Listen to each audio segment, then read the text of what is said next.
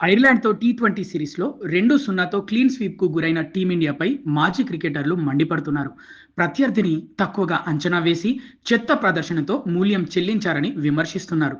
ప్రపంచ ఛాంపియన్‌గా ఐరిష్ గడ్డపై అడుగుపెట్టి అతి విశ్వాసంతో కొంపముంచారని ఆగ్రహం వ్యక్తం చేస్తున్నారు. యువ సంచలనం వైభవ్ సూర్యవంశిని అరంగేట్రం చేయించకపోవడాన్ని కూడా తప్పుపడుతున్నారు. ఈ పిల్లాడిని ఆడిస్తేనైనా ఫలితం వేరేలా ఉండేదేమోనని అభిప్రాయపడుతున్నారు. అయితే యాజమాన్యం మాత్రం వైభవ్‌ను 2 మ్యాచ్‌లలోనే బెంచ్‌కే పరిమితం చేసింది. ఐర్లాండ్ చేతిలో వైట్ వాష్ నేపథ్యంలో ఇంగ్లాండ్ పర్యటనలోనైనా వైభవ్ సూర్యవంశిని ఆడిస్తారేమోనన్న చర్చ మొదలైంది. ఈ నేపథ్యంలో team India assistant coach Ryan ten Doeschate ఆ అవకాశం లేదని సంకేతాలిచ్చాడు. సంజుకు మా మద్దతు ఉంటుంది. అంతర్జాతీయ క్రికెట్ ఆడేందుకు వైభవ్ సూర్యవంశి పూర్తి స్థాయిలో సిద్ధంగానే ఉన్నాడు.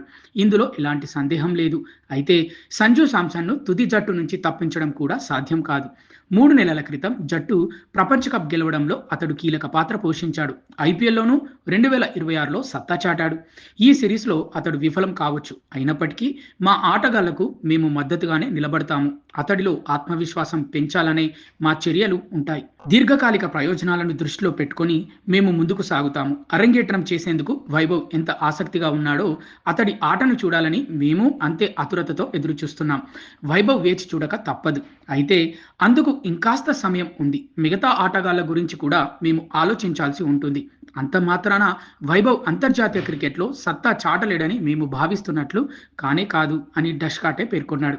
ఈ నేపథ్యంలో ఇంగ్లాండ్ పర్యటనలోనూ వైభవ్ అరంగేట్రం చేయకపోవచ్చనే అనుమానాలు బలపడుతున్నాయి.